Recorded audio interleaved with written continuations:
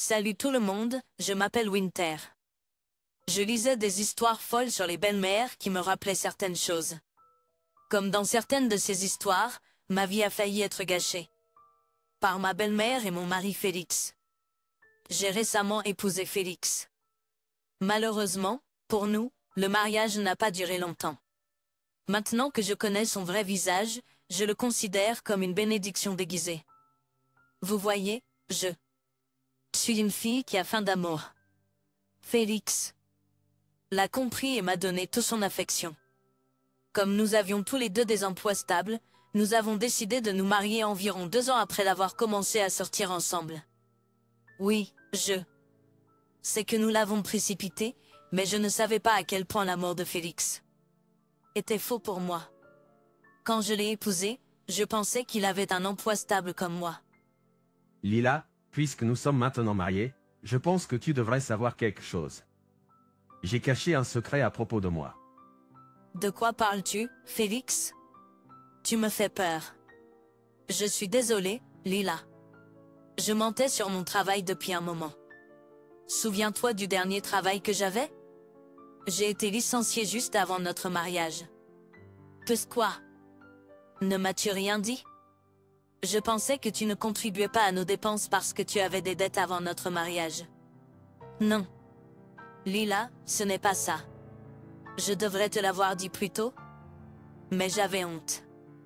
Dans ma famille, les hommes qui ne peuvent pas subvenir à leurs besoins sont méprisés, alors je ne voulais pas que quelqu'un le sache. Promets-moi que tu ne le diras à personne. Je décidai de le soutenir pendant qu'il cherchait un nouvel emploi. En fait, il n'a même pas commencé à chercher pendant 6 mois dans notre mariage. Ce qui était pire, c'est que j'étais aussi coincée. Pour payer sa mère, Perrine, une allocation mensuelle. Maintenant, laisse-moi te dire quelque chose sur cette femme. Elle est horrible.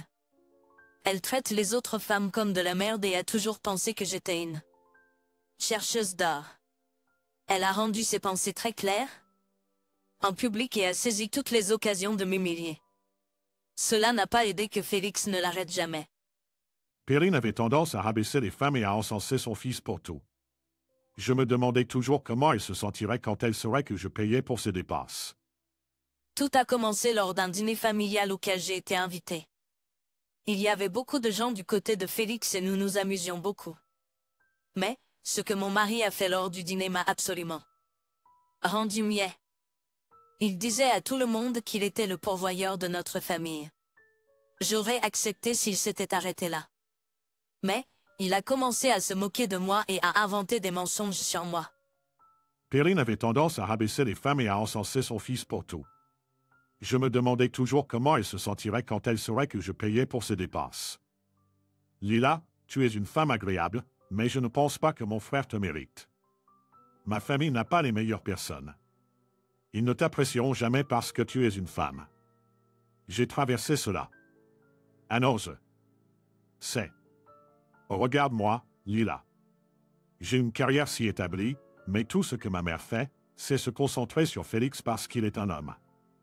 Il a détaillé comment je gagnais très peu d'argent et le faisais payer pour mes luxes. Tout le monde riait avec lui pendant qu'il me décrivait comme une chercheuse d'or. Tu vois, j'avais raison à ton sujet tout le temps. Lila est rien d'autre qu'une profiteuse. Je préférerais être sans abri que dépendant d'elle de toute façon. Dieu merci, mon fils est tellement un travailleur acharné. C'est vraiment dommage qu'il soit déterminé à faire de la charité pour sa femme. Que puis-je dire, maman? Tu connais ton fils, c'est un homme généreux. Parfois, je me demande si c'est pour ça que Lila m'a épousé. Elle ne peut pas s'occuper de ses dépenses pour sauver sa vie. Je me demande ce qu'elle serait devenue si je n'étais pas là. Elle aurait fini sans abri et dans la rue de toute façon. Je dirais qu'elle l'aurait mérité. Les gens inutiles comme elle devraient absolument être punis pour leur paresse. Elle aurait fini sans abri et dans la rue de toute façon. Je dirais qu'elle l'aurait mérité. Les gens inutiles comme elle devraient absolument être punis pour leur paresse. J'ai été stupéfait d'entendre ce que Félix et Lila disaient sur moi.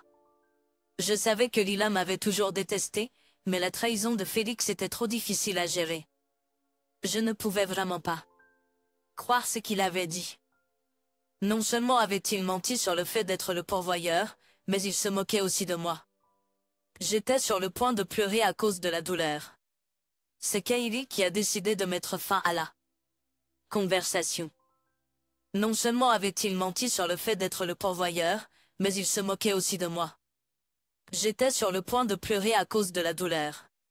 C'est Kaylee qui a décidé de mettre fin à la conversation. Vous deux êtes cruellement méchants envers Lila. C'est une grande personne et une femme travailleuse. Elle ne mérite pas vos mots horribles. Vous devriez vous excuser auprès d'elle, les gars. Pourquoi devrions-nous nous excuser? Nous disons simplement la vérité. Elle devrait s'excuser d'être une pareille parasite. Mon Dieu, je ne peux pas croire que mon fils est littéralement une femme. Animal de compagnie. Comme je l'ai dit, elle a de la chance d'avoir mon fils. Les hommes devraient prendre soin de leurs femmes. Les femmes ont tendance à être très dépendantes des hommes. C'est tout à fait normal que Lila se comporte de cette façon. Elle est une femme après tout. Félix et Perrine ont commencé à rire de leur propre plaisanterie.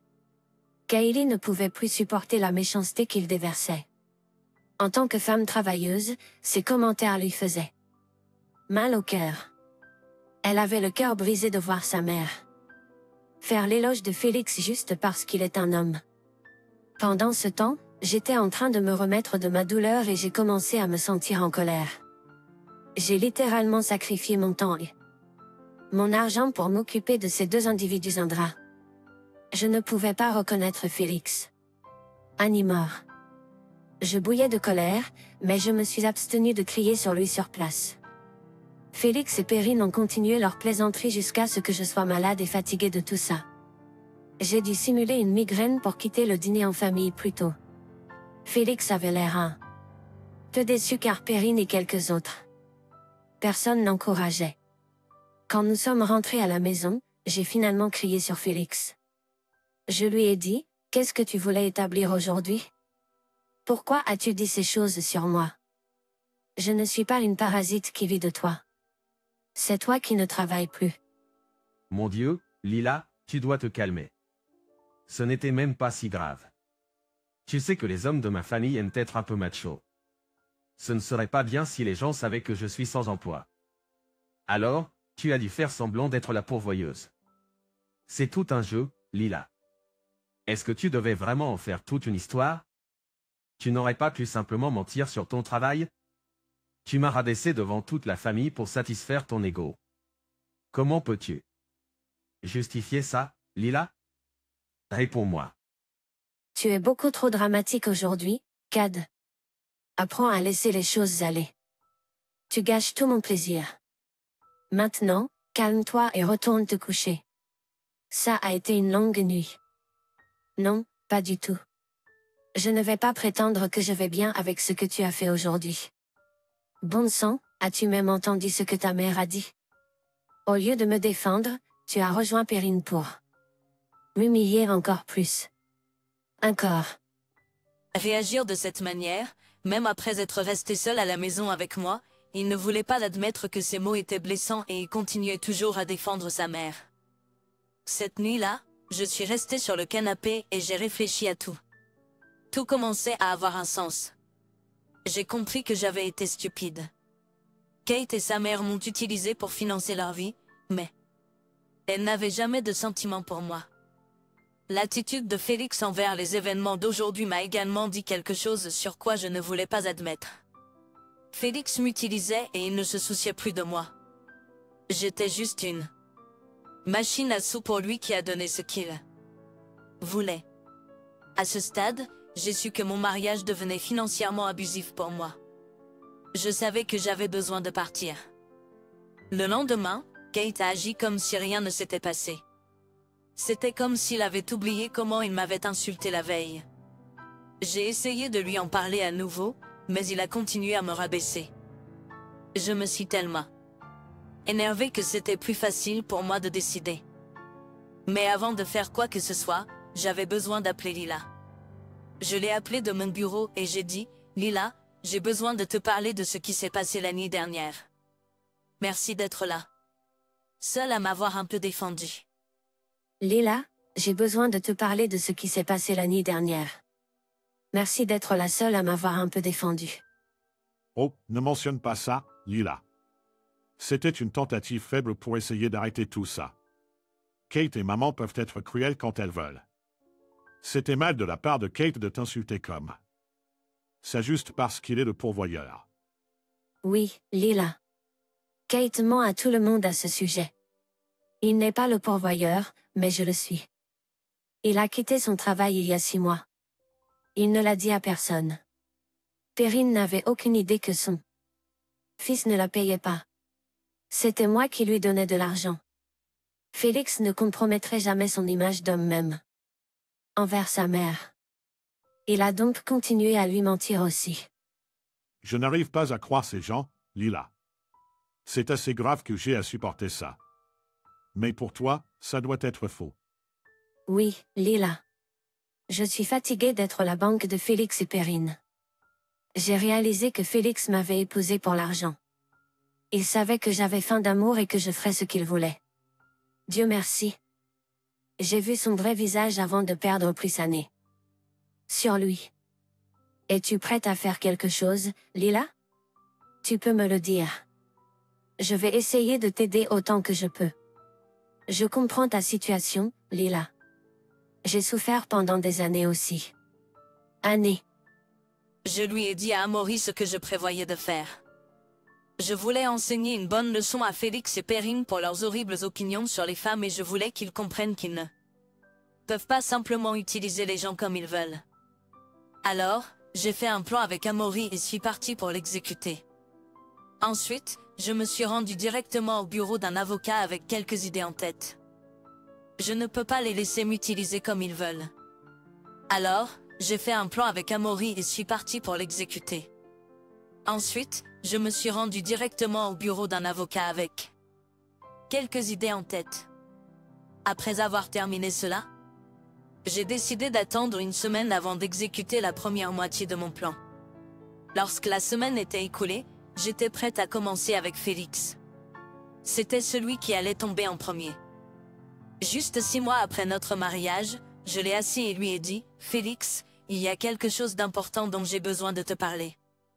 Tu dois être patient et m'écouter. » Félix, il y a quelque chose d'important dont j'ai besoin de te parler. Tu dois être patient et m'écouter. Cela ne peut pas être à propos de ce stupide dîner de famille, Lila. Ça commence à m'énerver. Tu dois abandonner l'affaire et arrêter d'être dramatique. Je déteste les fans dramatiques. Eh bien, dans ce cas, j'ai de bonnes nouvelles pour toi, Félix. Tu n'as plus besoin d'être avec moi.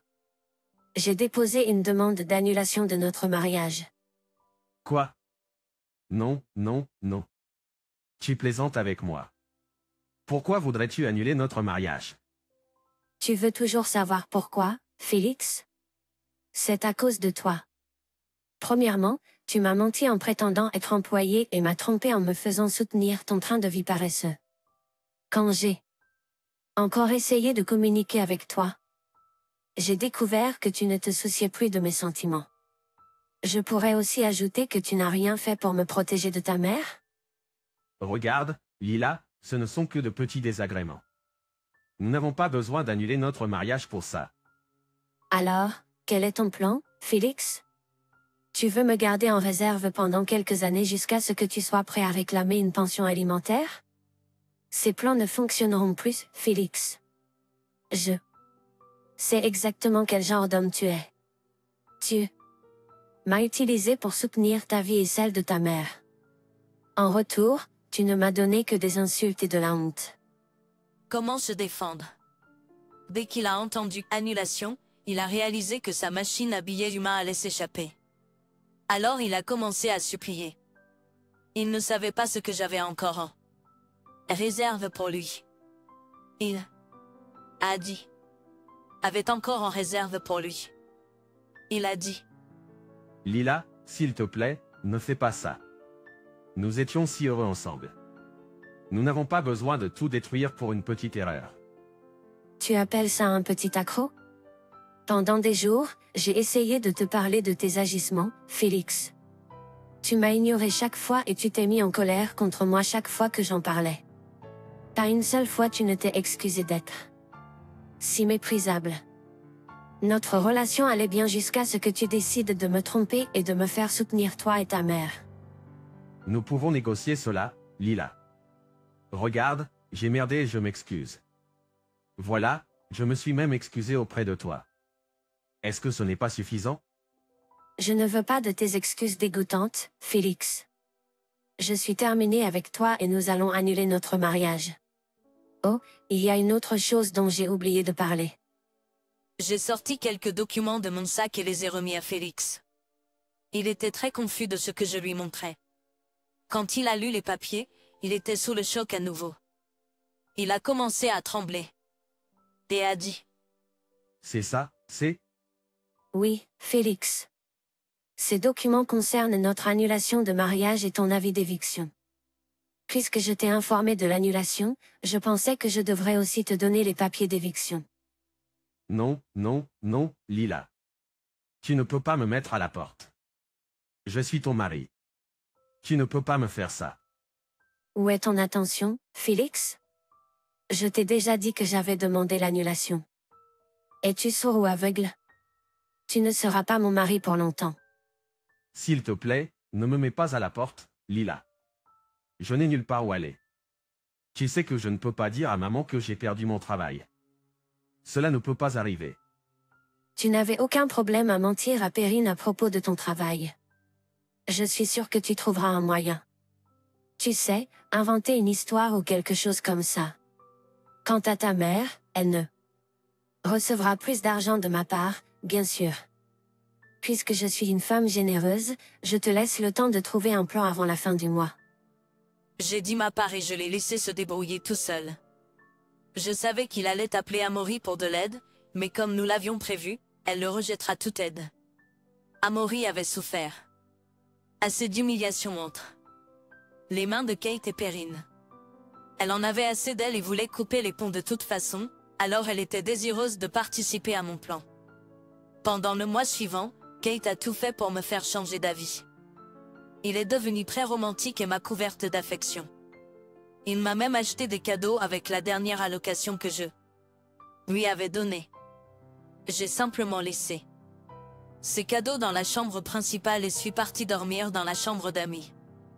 Je lui ai donné la chambre principale comme dernier cadeau de ma part. Dans quelques jours, il devra probablement embrasser la rue froide. De toute façon, jusqu'à la fin, il était convaincu que je ne le mettrais pas à la porte. Pendant ce temps, Perrine n'avait aucune idée de ce qui se passait. Quand le mois était écoulé et qu'elle n'avait pas reçu son allocation, elle est entrée en trombe dans ma maison et a dit. Pourquoi diable n'ai-je pas reçu mon allocation, Lila? Je sais que c'est toi. Ça doit être toi. Tu n'as jamais aimé le fait que Félix t'envoie de l'argent. Tu dois l'avoir intentionnellement égaré. Ou volé. Crois-moi, Perrine. Je me moque éperdument de ce que veut envoyer ton fils. Il peut le faire comme il le souhaite. Je n'ai pas besoin de son argent pour me nourrir ou me vêtir. Tu mens, Lila. Félix a dit à tout le monde que tu dépends de lui. Tu as déjà épuisé son compte et tu as maintenant mis les yeux sur mon argent. Premièrement, Perrine, ce n'était jamais ton argent au départ. En fait, l'argent n'était même pas à Félix. Tu dois arrêter de dire ça. Pourquoi devrais-je arrêter de le dire? Mon pauvre fils travaille très dur pour s'occuper de moi. Je crierai au monde entier pour leur dire à quel point il est un homme accompli. Est-ce vraiment ce que tu feras, Perrine? Alors, que diras-tu et que diras-tu au monde quand je dirai que Félix est au chômage et que c'était moi qui t'envoyais de l'argent? C'est absurde. Je ne te croirai pas et personne d'autre ne le croira non plus. Félix m'a dit qu'il est le pourvoyeur de cette maison. N'est-ce pas, Félix? Félix est resté silencieux et a regardé par terre.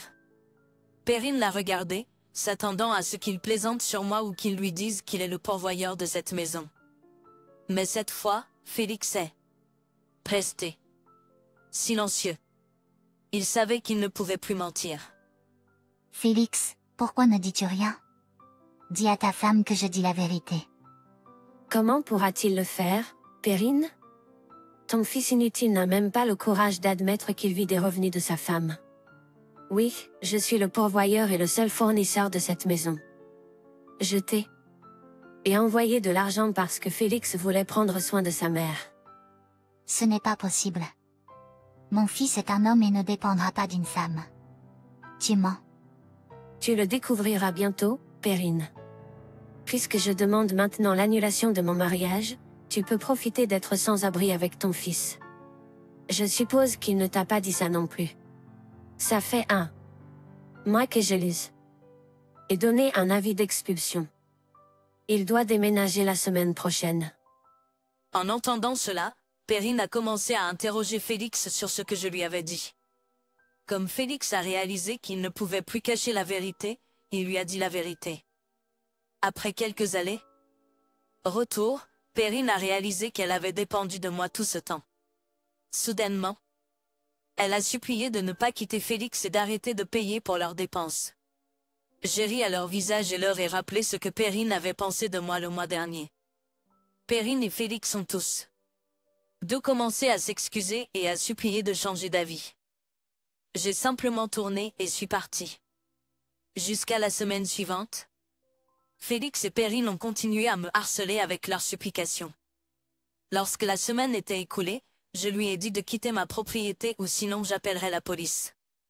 Il n'est pas parti, alors j'ai appelé la police et l'ai fait enlever. Jusqu'à la semaine suivante, Félix et Perrine ont continué à me harceler avec leurs supplications. Lorsque la semaine était écoulée, je lui ai dit de quitter ma propriété ou sinon j'appellerai la police.